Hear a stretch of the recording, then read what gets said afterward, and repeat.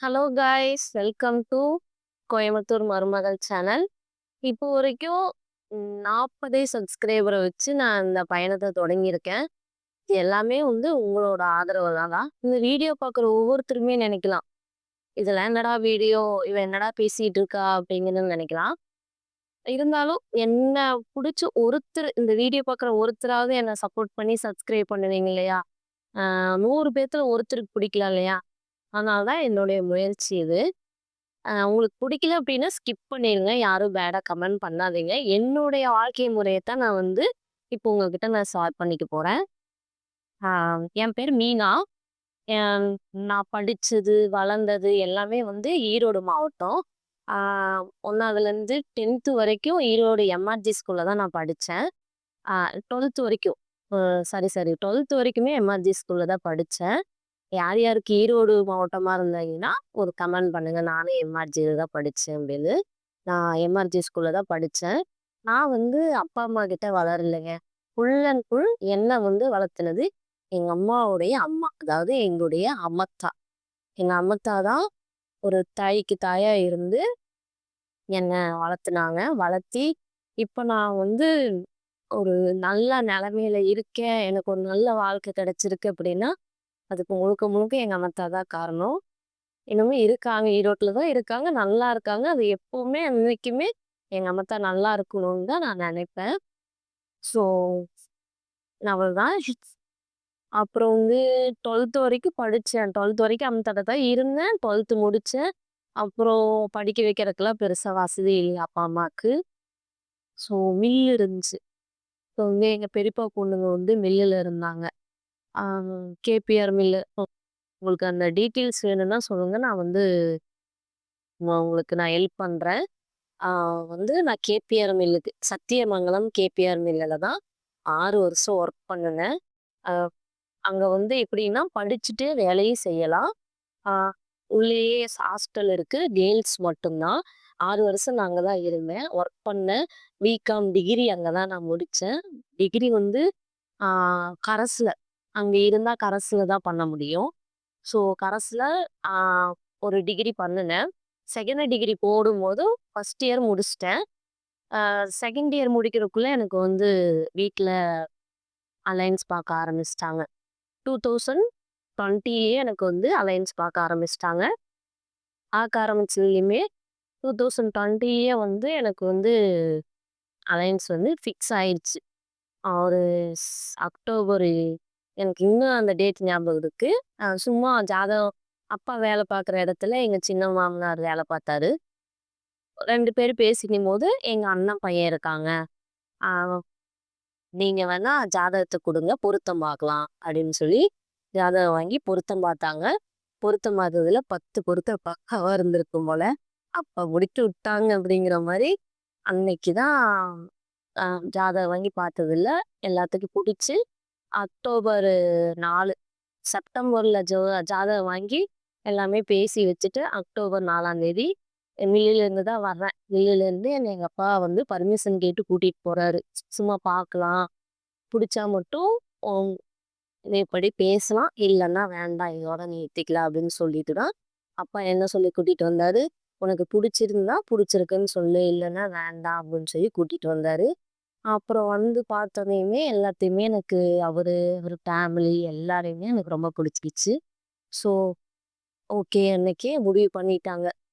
பூ வச்சு விட்டாங்க. அக்டோபர் 4 அன்னைக்கு என்ன பார்த்த அன்னைக்கே வந்து பூ வச்சு விட்டாங்க. கன்ஃபார்ம் பண்ணிட்டாங்க. அப்புறம் எல்லாம் பேசி அக்டோபர் 4 இன்னும் அக்டோபர் 30க்கு எங்களுக்கு நிச்சயம் நடந்தது. அதாவது மோதிரம் மாத்திக்கிட்டோம். ஸோ மோதிரம் மாத்திட்டு ஆ அன்னைக்கே முகூர்த்த தேதி எல்லாமே ஃபிக்ஸ் பண்ணிட்டாங்க. 2021 பிப்ரவரி 25. ஆ 2021 பிப்ரவரி 25ல தான் எங்களுக்கு மேரேஜ் ஆச்சு. எங்க மாமனார் வீட்லேருந்து மாமனார், மாமியார், ஆ நங் நாத்தனார், நாத்தனார் பையன், புள்ள, ஆ எங்க வீட்டுக்காரு. நாங்க மொத்தம் 7 பேரு. இப்போ வந்து பாப்பா ஆட் ஆகியிருக்கா. எங்க மச்சான்தார் இருக்கிறாரு. அதாவது எங்க வீட்டுக்காரரோட கூட பொறந்தவங்க வந்து ஒரு அக்கா, ஒரு அண்ணா. அண்ணா வந்து தனியா இருக்காங்க. மேரேஜ் பண்ணனால தனியா இருக்காங்க. இப்போ இந்த வீட்ல வந்து மொத்தம் 8 பேர் இருக்கோம். நான் கல்யாணம் ஆகி வரும்போது 7 பேர் இருந்தாங்க. இப்ப 8 பேர் இருக்கோம். இந்த 7 பேர் வந்து ம் நானு, அ எங்க வீட்டுக்காரரு, நங்கையா, நங்கையா பையன், பொண்ணு, ஆ மாமனார், மாமியார். மொத்தம் 8 பேர் இருக்கோம். 8 பேருமே ஒரே கூட்டு குடும்பமா சந்தோஷமா ஒரே வீட்ல தான் இருக்கோம். அ நாத்தனாரோட ஹஸ்பண்ட் என்னன்னு கேட்டீங்கன்னா, அது வந்து பர்சனல். அது சொல்றதுக்கு இல்ல. ஸோ அவ்வளதான். எங்களோட ஃபேமிலி பார்த்தீங்கன்னா, எனக்கு வந்து ஒரு தம்பி இருக்கான். அ எனக்கு தம்பி இருக்கான். அவன் குன்னத்தூர்ல அப்பா, அம்மா இவங்க எல்லாருமே வந்து குன்னத்தூர்ல வேலை செஞ்சுட்டு இருக்காங்க. எங்க அம்மா கூட பொறந்தவங்க பார்த்தீங்கன்னா, அ ஒரு தங்கச்சி, ஒரு தம்பி. மாமா கிட்ட தான் நான் வளர்ந்தேன். தாய் மாமா கிட்ட தான் வளர்ந்தேன். ஸோ தாய் மாமா கூட தான் தாய் மாமாவுக்கு கல்யாணம் ஆயி ஆ 2 பசங்க.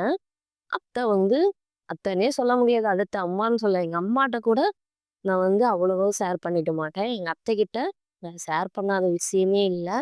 ஸோ அத்தையும் எனக்கு அதே மாரி அமைஞ்சுட்டாங்க. ஸோ நான் என்னோட வாழ்க்கையில ஒவ்வொருத்தருமே ஆ ஒரு வரன்னு தான் சொல்லலாம். என்னன்னா, ஒரு அப்பா, அம்மாவாகட்டும், அப்புறம் வந்து எங்க அம்மத்தா, எங்க அப்பச்சி, எங்க சித்தி, சித்தப்பா அப்படின்னு நெறையா பேர் இருக்காங்க. ஃபேமிலி வந்து ரொம்ப பெருசு. ஸோ வந்து அப்படியே கொஞ்சம் கொஞ்சமா, கொஞ்சம் கொஞ்சமா நெறையா பேத்த பத்தி நான் சொல்றேன். இப்போதைக்கு இதுதான் என்னுடைய முழு விளக்கம்ன்னு பாருங்களேன். இப்படித்தான் மீனா இப்படிதான் உருவானா அப்படின்னு நான் சொல்ல வரேன். இப்போ எனக்கும் ஒரு குட்டி பாப்பா இருக்கா. அவ பேரு வந்து அம்மலு. அவ ஆ இப்பதான் வளர்ந்துட்டு இருக்கா. அவளுக்கு எத்தன வயசு? 3 முடிஞ்சு 4 தொடங்கியிருக்கு. ஸோ அவளோட பார்த்தீங்கன்னா, இதுதான் எங்களுடைய கல்யாண ஃபோட்டோ. இது வந்து ஆ சிங்கிளா எடுத்தது. அதாவது மாமனார், மாமியார், நானு. ஏன்னா நான் அப்போ ஒல்லியா இருந்தேன். இப்போ வந்து அப்படி சொல்ல முடியாது. சரிங்களா? இப்போ கல்யாணம் ஆனாலே, குழந்தை பிறந்தாலே வெயிட் போட்டுருது. அது எப்படிதான்னு தெரியல. நானும் வெயிட் குறைக்கிறதுக்கு அது இதுன்னு பண்ணி பார்க்குறேன். ஆனா இருந்தாலும் வெயிட் குறைய மாட்டேங்குது. ஸோ வெயிட்ட குறைக்கணும். லைஃப்ல இன்னும் நெறைய நெறைய அப்ஸ் அண்ட் டவுன்ஸ் இருக்கும். இருந்தாலும் நெறைய பார்க்கணும். ஆ ஃபேமிலியோட சந்தோஷமா இருக்கணும். இது வந்து ஒரு கூட்டு குடும்பம். இந்த கூட்டு குடும்பத்தில் நாங்கள் எல்லோரும் ஒருவர் தான். 8 பேரு. ஆனா வந்து நெனைக்கிறது, அமௌண்ட்டு பணத்துலருந்து எல்லாமே வந்து ஒண்ணு தான். சரிங்களா? வந்து இப்போ வரைக்கும் எங்க பாப்பா எந்திரிச்சிட்டா. பாப்பா தூங்கிட்டு இருந்தா வீடியோ எடுத்து பாப்பா எந்திரிச்சிட்டா. பாப்பாவ வீடியோல நான் காமிச்சிருக்கேன். இன்னொரு நாள் நான் வந்து பெரிய வீடியோவா எடுத்து நான் உங்களுக்கு ஷேர் பண்றேன். ஸோ இனி வரப்போற வீடியோஸ் எல்லாமே வந்து பார்த்தீங்கன்னா, என்னுடைய லைஃப் ஸ்டைலு, நான் வந்து வீட்ல எப்படி இருக்கேன், வீட்ல எப்படி வேலை செய்றேன், அப்படின்னு தான் உங்களுக்கு இந்த வ்ளாக்ல நான் ஷேர் பண்ணியிருக்கேன். ஸோ, நான் வந்து ஒரு சின்னதா பிஸ்னஸும் பண்ணிட்டு இருக்கேன். ஒரு சாரி பிஸ்னஸ் பண்ணிட்டு இருக்கேன். ஆனா, நான் இந்த சாரி பிஸ்னஸ் நான் இதில காட்டல. ப்ரீவியஸ் வீடியோலாம் நான் போட்டிருக்கேன். அதையும் பார்த்து கொஞ்சம் சப்போர்ட் பண்ணி விடுங்க. அப்புறம் வீடியோ பார்க்குற எல்லாருமே கொஞ்சம் சப்ஸ்கிரைப் பண்ணி விடுங்க. அப்பதான் வந்து ஒரு உங்களால ஒரு இளம் இளம் இல்ல, ஒரு லைஃப் ஸ்டைலே ஒருத்தருக்கு மாறலாம் இல்லையா? நீங்க பார்க்குற ஒவ்வொருத்தரும் உங்க பொண்ணான நேரத்த ஒதுக்கி தான் இந்த வீடியோவ பார்க்க போறீங்க இல்லையா? அப்படி பார்க்கும்போது, எனக்காக ஒரு சப்ஸ்கிரைபு, ஒரு ஷேரு, ஒரு லைக் இதுதாங்க நான் கேட்கிறேன். சப்ஸ்கிரைபர் ஆகிய இப்போ வரைக்கும் 40 சப்ஸ்கிரைபர் என்னையும் நம்பி 40 சப்ஸ்கிரைபர் இருக்காங்க.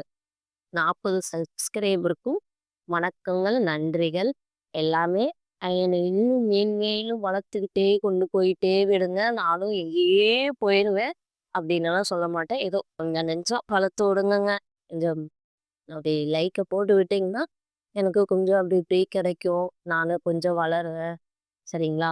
அப்புறம் வந்து இன்னும் ஸ்டோரீஸ்லாம் நெறைய இருக்கு. நான் வந்து ஷார்ட்டா முடிச்சுக்கிட்டேன். ஸ்டா அப்படியே ஸ்டோரி சொல்லிக்கிட்டே போனா பெரிய லாங்கா இருக்கும். ஸோ ஷார்ட் அண்ட் ஸ்வீட்டா அந்த ஸ்டோரிய முடிச்சு இந்த விளாக்க முடிக்கிறேன். என்னை பற்றிய ஒரு விளக்கம். யாரும் பேட் கமெண்ட் பண்ணாதீங்க. ஏதாவது கேட்கணும்னு நெனைச்சீங்கன்னா கமெண்ட்ல கேளுங்க. So thank you.